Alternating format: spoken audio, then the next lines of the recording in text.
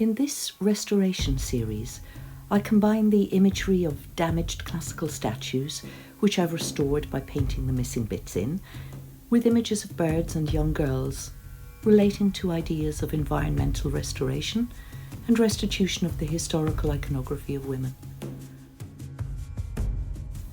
This is a way to celebrate other perspectives that women have of themselves and of their place in the world.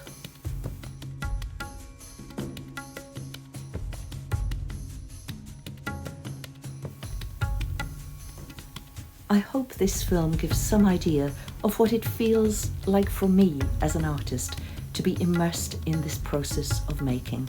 I find it so exciting to create work.